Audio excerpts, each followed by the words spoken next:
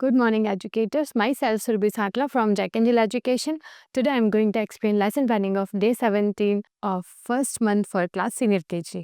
आज हम शुरुआत करेंगे हमारे दिन के हमारी स्टोरी के साथ में। ये स्टोरी हमने बच्चों को पहले भी करवाई है और आपको पता है कि हमारे हर एक बुक के अंदर 20 डेज़ की प्लानिंग है और 20 डेज़ की प्लानिंग के अंदर जो हमारे डे 17 है उस टाइम हमारा रिवीजन चल रहा होता है, यानी कि उस पूरे मंथ में जो राइम्स, स्टोरीज़ या जो भी कॉन्सेप्ट हमने करवाए हैं, हम मोस्टली इन लास्ट डेज़ में इनका रिवीजन करवाते हैं। ठीक है, तो ये हमारी स्टोरी है जिसका हमने पहले रोल प्ले भी किया था और आज हम इस स्टोरी का रिवीजन करेंगे। तो आप अपनी प्रिपरेशन कर लीजिएगा। आपको क्या करना है, स्टोरी की बुक, स्टोरी के फ्लैश कार्ड्स और अगर आपके पास में स्टोरी से रिलेटेड कोई भी चीज़ है जैसे कि हैंड पपेट्स है या फिर आपने कुछ इस तरह का तैयार किया है मिनिएचर टाइप का जिससे आप बच्चों को स्टोरी एक्सप्लेन कर रहे हैं, तो भी आप उसको डिस्प्ले करें और बच्चों से पहले सवाल जवाब करेंगे कि ये कौन सी स्टोरी है और इसमें कौन कौन से कैरेक्टर्स थे और इस स्टोरी में क्या हुआ था और बच्चों ने इससे क्या सीखा था।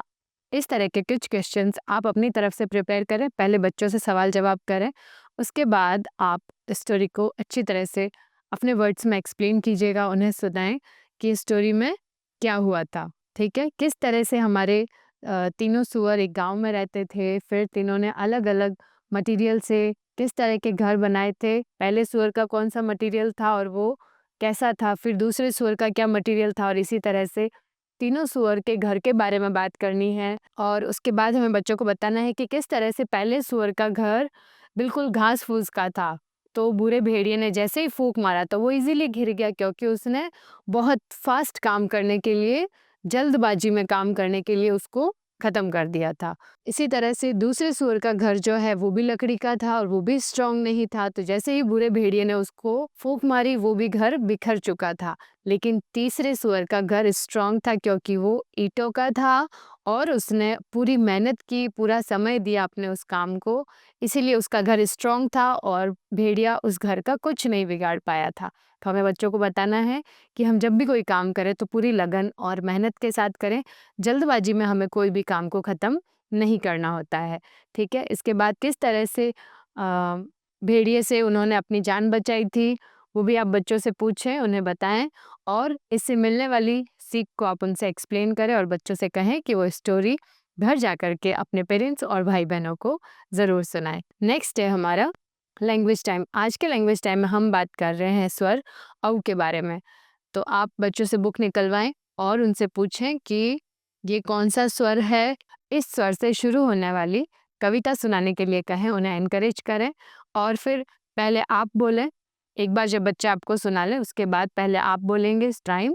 चलिए शुरू करते हैं। नेक्स्ट है हमारा लैंग्वेज टाइम। आज के लैंग्वेज टाइम में हमारा टॉपिक है हिंदी का स्वर औ। तो आप इसके लिए बच्चों से उनके पिक्शनरी निकलवाएं और उनकी वर्कबुक भी निकलवाएं जिसमें हम राइटिंग प्रैक्टिस भी करेंगे। तो आप बच्चों से पूछें पहले कि ये कौन सा स्वर है, उन्हें फ्लैश कार्ड्स दिखाएं और इस स्वर से शुरू होने वाले पिक्चर कार्ड्स अगर आपके पास हैं तो पिक्चर्स कार्ड दिखाते हुए बच्चों को उनके नाम बताने के लिए कहें, जिससे पता लगेगा आपको कि बच्चे कितना आइडेंटिफाई कर पा रहे हैं या नहीं। उसके बाद आप ब्लैक बोर्ड पर स्वर औ को लिख लें। आप बच्चों को कलरफुल चॉक्स डिस्ट्रीब्यूट करें ताकि जब आप उन्हें कहेंगे तो वो बोर्ड पर आकर के स्वर औ को लिख करके दिखाएंगे। तो उसके लिए पहले आपको बच्चों को स्टेप्स समझाने हैं कि स्वर औ को कैसे लिखा जाता है और स्वर औ से शुरू होने वाले कौन कौन से शब्द हैं वो उन्हें आप अपनी तरफ से बताएं और बच्चों को आपके बाद बोलने के लिए कहें। आप पहले उन्हें स्टेप्स एक्सप्लेन करेंगे कि किस तरह से स्वर औ लिखा जाता है। स्टेप 1, 2, 3, 4, 5 और उसके बाद ऊपर की 2 मात्राएं 6 एंड 7। इस तरह से 7 स्टेप्स को कंप्लीट करते हुए स्वर औ को लिखना है। फिर आप हर एक बच्चे को आगे बुलाएं और उन्हें स्वर औ लिख करके दिखाने को कहें। ठीक है, अगर कोई बच्चा नया है और उसको आइडेंटिफाई नहीं हो पा रहा है या उसको राइटिंग में प्रॉब्लम आ रही है तो उसके अकॉर्डिंग आप उसके साथ एक्टिविटीज़ करवा करके उसको स्वर औ ज़रूर सिखाएं। तो उसके लिए आप फ्लैश कार्ड्स और सैंड ट्रे का भी यूज़ कर सकते हैं। ठीक है, जब आपका ब्लैक बोर्ड वाली प्रैक्टिस कंप्लीट हो जाए, सारे बच्चे एक बार आपको स्वर औ लिख करके दिखाएं, स्वर औ से शुरू होने वाले शब्द बोल करके दिखाएं। उसके बाद आप उन्हें उनके क्रेयॉन्स के साथ में ये प्रैक्टिस करने के लिए कहें। यहाँ पे हमने लाइन फॉर्मेशन में राइटिंग प्रैक्टिस दी है, बच्चों के साथ ज़रूर कंप्लीट करें। नेक्स्ट है हमारा नंबर टाइम, आज के नंबर टाइम में हमारा टॉपिक है सेम और डिफरेंट का। और इस टॉपिक के लिए आपको क्या करना है, कुछ एक जैसी दिखने वाली चीज़ें और कुछ अलग दिखने वाली चीज़ें कलेक्ट करनी है। ये मटेरियल आपके पास क्लासरूम में ही अवेलेबल हो जाएगा, जैसे एक जैसी दिखने वाली बुक्स, अलग दिखने वाली बुक्स, कुछ लंच बॉक्स और कुछ वाटर बॉटल्स आप ले सकते हैं, आपके पेन, पेंसिल्स, पेंसिल होल्डर्स, आपके क्रेयॉन्स और आपके एजुकेशनल टॉयज़ जिसमें कुछ बॉल्स हों, कुछ रिंग्स वगैरह भी हो सकती है, और भी चीज़ें जो भी आपको लगता है कि एक जैसी दिखने वाली हैं और अलग दिखने वाली हैं, तो उन्हें आप वहाँ पे डिस्प्ले करें और पहले आप बच्चों को एक्सप्लेन करें कि किस तरह से एक जैसी दिखने वाली चीज़ें सेम कहलाती है और कुछ चीज़ें जो अलग-अलग आकार की, अलग-अलग कलर की होती हैं, उन्हें हम डिफरेंट कैटेगरी में रखते हैं। ठीक है? जब आप अपनी तरफ से एक्सप्लेन कर दें, उसके बाद आप बच्चों से एक एक्टिविटी करवाएँगे जिसमें आपको इन सारी चीज़ों को मिक्सअप कर देना है एक बॉक्स में। 5-5 के ग्रुप में आप बच्चों को आगे बुलाएँ और उन्हें बताएँ कि किस तरह से उन्हें चीज़ों को अलग करना है और उन्हें अलग-अलग कैटेगरीज़ में रखना है। उसके लिए आप ब्लैक बोर्ड पर 2 बॉक्स बना लीजिए, एक तरफ लिख दीजिए डिफरेंट और एक तरफ लिख दीजिए सेम, और उनके आगे 2 टेबल रख दीजिए और बच्चों से कहें कि जो एक जैसी दिखने वाली चीज़ें हैं, वो ए साइड में रखनी है और जो अलग दिखने वाली चीज़ें हैं, जो डिफरेंट कैटेगरी की है, वो बी साइड में रखनी है। तो इस तरह से आप ये हर एक बच्चे को आगे बुला करके उनको चीज़ें अलग रखवाएँ और उनसे कैटेगरी पूछें। उनसे पूछें कि एक जैसी दिखने वाली चीज़ें कैसी होती है और डिफरेंट दिखने वाली कैसी होती है। इससे बच्चे आइडेंटिफ़ाई भी कर लेंगे और उन्हें बिल्कुल भी बोरिंग नहीं लगेगा। उसके बाद आप उनकी बुक में से उन्हें ये चीज़ें एक्सप्लेन करें, जैसे हमने यहाँ पे डिफरेंट शेप्स और एक जैसे दिखने वाले शेप्स लिए हैं। यहाँ पे हमने कुछ कलर्स का एग्ज़ाम्पल दिया है और कुछ फ्लावर्स का एग्ज़ाम्पल्स दिया है। इस तरह से आप सेम और डिफरेंट के कॉन्सेप्ट को उन्हें एक्सप्लेन करें, फिंगर्स को पॉइंट करते हुए बच्चों से बताने के लिए कहें कि सेम फ्लावर्स कौन से हैं और डिफरेंट फ्लावर्स कौन से हैं। सेम कलर्स कौन से हैं और डिफरेंट कलर्स कौन से हैं। पहले जब एक्टिविटी कंप्लीट हो जाए उसके बाद आप बुक के लिए पूछें, फिर आप बच्चों को क्रेयॉन्स देंगे और उनकी वर्क बुक कंप्लीट करवाएँगे, जिसमें हमने एक जैसी दिखने वाली चीज़ों पे गोला बनाने के लिए कहा है। तो यहाँ पे बच्चे सर्कल बनाएँगे, जैसे एक जैसी दिखने वाली 2 बसेज़ है तो वो यहाँ पे सर्कल बनाएगा। जब आपने ये एक्टिविटी कंप्लीट करवा ली है तो बच्चे इस कॉन्सेप्ट को ईज़िली समझ गए होंगे। चलिए नेक्स्ट है हमारा थीम टाइम, और आज के थीम टाइम में हमारा टॉपिक है गुड मैनर्स। हम टीचर्स के पास में एक बहुत बड़ी ज़िम्मेदारी होती है बच्चों के पर्सनैलिटी डेवलपमेंट की, और पर्सनैलिटी डेवलपमेंट में गुड मैनर्स, गुड हैबिट्स का बहुत बड़ा रोल होता है। तो आज हम बच्चों को सिखा रहे हैं गुड मैनर्स। तो उसके लिए आप क्या कर सकते हैं कि हम यहाँ पे जो पिक्चर्स दी गई है इनके लिए एक सिचुएशन क्रिएट करेंगे और फिर उसके बारे में बात करेंगे कि यहाँ पे क्या हो रहा है। तो गुड मैनर्स का टॉपिक शुरू करने से पहले आप बच्चों से पूछिए कि उनको कौन-कौन से गुड मैनर्स पता है और उनमें से कौन से मैनर्स वो फॉलो करते हैं। तो पहले आप उनके आंसर्स के लिए वेट कीजिए, बच्चे आपको जवाब देंगे। पेशेंसफुली आप थोड़ा-सा वेट करें। उसके बाद आप बच्चों को एक्सप्लेन करें कि गुड मैनर्स वो होते हैं जिसमें हम मैजिक वर्ड्स का यूज़ करते हैं। हम एक दूसरे के साथ पोलाइटली पेश आते हैं, हम एक दूसरे को ग्रीट करते हैं। लोगों को ग्रीट करना, मैजिक वर्ड्स का यूज़ करना, पोलाइट होना, हेल्पिंग होना, ये सारी चीज़ें हमारे गुड मैनर्स में आती है। और कुछ गुड मैनर्स हम स्कूल में फ़ॉलो करते हैं, कुछ हम घर पे भी फ़ॉलो करते हैं और कुछ हम क्लासरूम में भी फ़ॉलो करते हैं। तो आज हम जिन गुड मैनर्स के बारे में बात कर रहे हैं वो है हमारी बुक के अंदर दे रखा है। तो पहले आप बच्चों से बुक ओपन करवाएं। यहाँ आप बच्चों से बुक ओपन करवाएं, उसमें पेज नंबर 51 पे जो पिक्चर्स दे रखी हैं उन पिक्चर्स को दिखाते हुए हमें सिचुएशन क्रिएट करनी है। जैसे फर्स्ट पिक्चर में 2 बच्चे दिखाई दे रहे हैं, तो इन्हें आप कोई भी नाम दे सकते हैं, जैसे रोहन और पिंकी। यहाँ पे रोहन पिंकी को रिक्वेस्ट कर रहा है एप्पल देने के लिए, तो उसने क्या यूज़ किया है, प्लीज़ वर्ड का यूज़ किया है। और जब पिंकी ने रोहन को एप्पल दे दिया है तो रोहन ने क्या बोला है उसको, थैंक यू, है ना? तो ये दोनों ने, तो इस तरह से यहाँ पे दोनों बच्चे कौन से वर्ड्स का यूज़ कर रहे हैं, मैजिक वर्ड्स का यूज़ कर रहे हैं। जैसे हम एक दूसरे से मिलते हैं, आप मॉर्निंग में आते हैं स्कूल, आप अपने टीचर्स से मिलते हैं, आपके स्कूल में बाकी आपके फ्रेंड से भी मिलते हैं, तो आप उन्हें सबसे पहले कैसे विश करते हैं, गुड मॉर्निंग, जय श्री कृष्ण, यही बोलते हैं ना?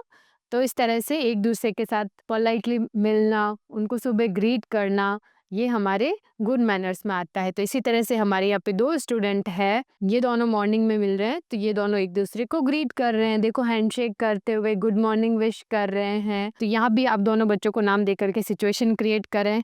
इसी तरह से आप एक क्लासरूम का सीन एक्सप्लेन करें कि ये देखिए ये हमारी सीनियर केजी क्लास है और ये सेक्शन ए है।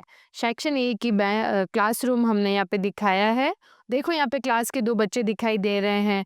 अब आपको अगर अपनी मैम से बात करनी होगी, अगर आपको मैम से कुछ पूछना होगा, तो आप ऐसे ही क्लास में थोड़ा ना आवाज़ लगाएँगे, मैम मुझे ये पूछना है। आप क्या करेंगे? Excuse me ma'am, I want to ask you anything. इस तरह से आप मैम से परमिशन लेंगे और आप अपना हैंड रेज़ करके परमिशन लेंगे। पिक्चर्स को रेफ़र करते हुए इस तरह से सिचुएशंस बनाएँ, बच्चों के नाम बनाएँ और उन्हें एक्सप्लेन करें। इसी तरह से टेक टर्न्स का हमने पिक्चर दे रखा है जिसमें बच्चे खेल रहे हैं। तो जब भी आप अपने दोस्तों के साथ खेलते हैं, अपने कज़िन्स के साथ में खेलते हैं, तो ऐसा थोड़ी ना करते हैं कि केवल आपकी चांस आ गई, आपका प्ले हो गया, तो आपने गेम को ओवर करके चल देना है, ऐसा नहीं करते। हम दूसरे को भी टर्न देते हैं, है ना? चलिए इसी तरह से यहाँ पे हमने पिक्चर्स दे रखी है शेयरिंग वाली।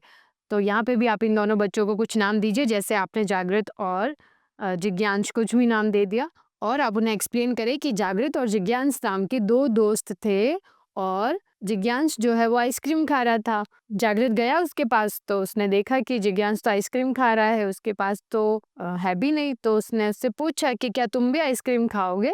चलो हम शेयर करके खाते हैं। तो यहाँ पे उन्होंने आइसक्रीम को शेयर किया है ना? तो इस तरह से जागृत और जिज्ञांश दोनों बहुत अच्छे बच्चे हैं जो कि शेयरिंग करते हैं। यहाँ पे हमें बच्चों को बताना है कि मैजिक वर्ड्स को यूज़ करना, ग्रीटिंग पीपल, शेयरिंग और हेल्पिंग अदर्स, ये सारी चीज़ें किस में आती है? गुड मैनर्स में आती है और जो बच्चा इनको फॉलो करता है वो बहुत ही अच्छे बच्चे होते हैं।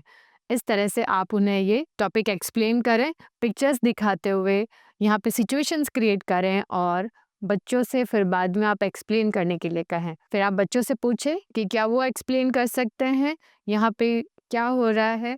इस तरह से आपको पता चलेगा कि बच्चों ने आपके इस कॉन्सेप्ट को समझ लिया है या नहीं। आप चाहें तो 2-2 बच्चों के पेयर बना करके भी उनसे एक्सप्लेन करवा सकते हैं, क्योंकि आज तो फर्स्ट डे ही है। आप उन्हें थोड़ा टाइम भी दीजिए और आने वाले दिनों में इसका बार-बार इन सब चीज़ों के बारे में बातचीत भी करते रहिएगा ताकि बच्चे इन चीज़ों को भूलें नहीं। नेक्स्ट है हमारा लैंग्वेज टाइम और आज के लैंग्वेज टाइम में हम रिवीजन करेंगे स्वर ए, आई और औ का। तो हम इसके लिए एक गेम खेलेंगे बच्चों के साथ में। गेम से पहले हम एक बार इसका रिवीजन कर लेते हैं। तो आप बच्चों से पिक्शनरी निकलवाएं और फिंगर्स को पॉइंट करते हुए स्वर अक्षरों का नाम पूछें। उसके बाद इनकी कविता सुनाने के लिए कहें। जैसे स्वर ए की कविता पहले आप बोलेंगे, उसके बाद बच्चे आपको रिपीट करेंगे। इसी तरह से स्वर आई की कविता है तो आप अपने को एजुकेटर को बोलें कि वो कविता को बोलेंगे, बच्चे आपके बाद रिपीट करेंगे। और हर बार आप ध्यान रखें कि सारे बच्चे आपकी बात सुन रहे हैं या नहीं और सारे बच्चे सारी एक्टिविटीज़ में इक्वली पार्टिसिपेट करें। वो आपको अच्छे से सुने, उसके लिए आपको उनके साथ ज़्यादा से ज़्यादा इन्वॉल्व होना पड़ेगा। आप क्लास में राउंड्स लीजिए, उनके साथ बैठिए, उनके उच्चारण को स्पष्ट सुनने की कोशिश करें ताकि अगर कोई बच्चा ठीक से नहीं बोल पा रहा है तो आप उसको उस टाइम क्लियर करवा सकते हैं। इसी तरह से फिर हम हर एक पिक्चर्स पे फिंगर पॉइंट करेंगे और बच्चों से नाम बुलवाएंगे। जैसे ए एकता, आई एक, आई एप्रिन, आई एम्बुलेंस। और ये है हमारा स्वर औ। स्वर औ से शुरू होने वाली कविता और इनके पिक्चर्स। तो जिस तरह से हमने स्वर ए, आई और औ की पिक्चर्स को भी फिंगर को पॉइंट करवाते हुए सारी पिक्चर्स के नाम पूछने हैं बच्चों से और उसके बाद उनसे कहें कि अब हम एक गेम खेलने वाले हैं। उसमें आपको क्या करना है कि कुछ फ्लैश कार्ड्स स्वर अक्षरों के जिसमें ए, आई और ओ हो और कुछ पिक्चर कार्ड्स जिसमें इन तीनों स्वर अक्षरों से रिलेटेड पिक्चर्स बनी हुई हो, वो आप क्लास में हाइड कर दीजिए। यानी कि छुपाना है आपको कुछ पिक्चर्स कार्ड को और कुछ स्वर अक्षरों के कार्ड्स को। पहले आप छुपा दीजिए, उसके बाद आप अपनी क्लास के बच्चों को 2 ग्रुप्स में डिवाइड करेंगे। कुछ बच्चे स्वर अक्षरों को ढूंढ करके लाएंगे और कुछ बच्चे पिक्चर कार्ड को ढूंढ करके लाएंगे। अब आप उनको बोलें कि जिस बच्चे के पास जो पिक्चर कार्ड है उसे अपना पेयर सर्च करके उसके पास खड़े होना है। ठीक है, यानी कि जिस बच्चे को पिक्चर कार्ड मिला है वो बच्चा स्वर ए वाले बच्चे के पास जाकर के अपना पेयर कंप्लीट करेगा। ये है हमारा हाइड एंड सीक वाला गेम, जो आप स्वर अक्षरों और उनकी पिक्चर्स के साथ में खेलें। इससे बच्चों को खेलने में मज़ा आएगा, उन्हें लगेगा कि वो खेल में उन्हें यही लगेगा कि वो खेल रहे हैं। आपका मोटिव पूरा हो जाएगा कि बच्चे स्वर अक्षरों को सीख गए हैं या नहीं, उन्होंने आइडेंटिफाई कर लिया है या नहीं, क्या उन्हें सारी पिक्चर्स पता है कि स्वर ए से शुरू होने वाली कौन सी है, स्वर ओ से शुरू होने वाली कौन सी है। इस तरह से आप क्लास के सभी बच्चों को गेम में पार्टिसिपेट करवाएं और देखें कि उनका ये गेम पूरा हो गया है या नहीं। इस तरह से आपकी हाइड एंड सीक वाली एक्टिविटी सारे बच्चों को करवाएं। क्लास के हर एक बच्चे का पार्टिसिपेशन होना ज़रूरी है, उसी से आपको पता लगेगा कि सारे बच्चों ने सारे स्वर अक्षरों को अच्छे से सीखा है या नहीं, क्या वो पिक्चर्स को आइडेंटिफाई कर पा रहे हैं, क्या वो स्वर अक्षरों को मिलान कर पा रहे हैं कि ये पिक्चर इस स्वर से रिलेटेड है। आपके लिए आइडेंटिफाई करना आसान होगा और बच्चों के लिए खेल में सीखना आसान होगा। नेक्स्ट है हमारा रिफ्लेक्शन टाइम। तो आज के रिफ्लेक्शन टाइम में हम पूरे दिन के बारे में बात करेंगे कि हमने आज क्या-क्या सीखा था। तो सबसे पहले हमने सीखी थी हमारी स्टोरी, और हमारी स्टोरी का क्या नाम था, उसमें कौन से कैरेक्टर्स थे और बच्चों ने उसमें से क्या सीखा है। हमारी लर्निंग ये है इस स्टोरी से कि हमें कोई भी काम जल्दबाजी में नहीं करना चाहिए।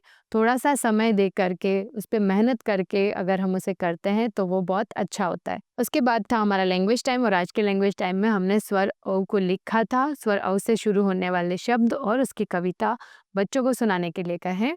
उसके बाद है हमारा नंबर टाइम, और आज के नंबर टाइम में हमारा कॉन्सेप्ट था सेम और डिफरेंट का, जिसके लिए हमने क्लासरूम के जो ऑब्जेक्ट्स लिए थे, कौन-कौन से ऑब्जेक्ट्स थे, उसमें से कौन सी चीज़ें किन बच्चों ने अलग करी थी, वो आप उन्हें एक बार ज़रूर पूछें। फिर है हमारा थीम टाइम, और आज के थीम टाइम में हमने बात करी थी गुड मैनर्स के बारे में। गुड मैनर्स कौन से होते हैं, जिसमें हम मैजिक वर्ड्स का यूज़ करते हैं, जिसमें हम एक दूसरे को ग्रीट करते हैं, जिसमें हम एक दूसरे को हेल्प करते हैं, जिसमें हम एक दूसरे के साथ शेयरिंग करते हैं, मिल करके खेलते हैं, ये सब हमारे गुड मैनर्स होते हैं। फिर था हमारा लैंग्वेज टाइम, और आज के लैंग्वेज टाइम में हमने स्वर अक्षरों का हाइड एंड सीक वाला गेम खेला था। इस तरह से आप बच्चों को आज के रिफ्लेक्शन टाइम में पूछें, आज के दिन की कौन सी चीज़ उन्हें सबसे ज़्यादा अच्छी लगी थी, ये आप बच्चों से ज़रूर पूछें। फिर है हमारा होमवर्क। तो आज के होमवर्क में हमने दिया है मैथ्स न्यूमेरिज्म में tick the item that looks different in each raw on page number 21। यानी कि यहाँ पे पिक्चर्स के अंदर हर एक रॉ में एक पिक्चर अलग है, तो बच्चों को उसको आइडेंटिफाई करना है और उसके ऊपर टिक करना है, जैसे यहाँ पे स्टार है। और पेरेंट्स के लिए जो एक्टिविटी वो है, विद्यार्थी से घर में उपलब्ध वस्तु जैसे एक जैसी 2 कटोरी, 2 चम्मच, 2 मसालों के डिब्बे, वो दिखने वाली चीज़ें बच्चों को दें और उन्हें कहें कि एक जैसी दिखने वाली चीज़ों को अलग करें और जो चीज़ें अलग दिखाई देती हैं उन्हें अलग करें। इससे बच्चों को दोनों कैटेगरी समझ आएगी कि सेम किस तरह का होता है और डिफरेंट किस तरह का होता है। ये था हमारा आज का day 17, and I hope you like the video. Thank you.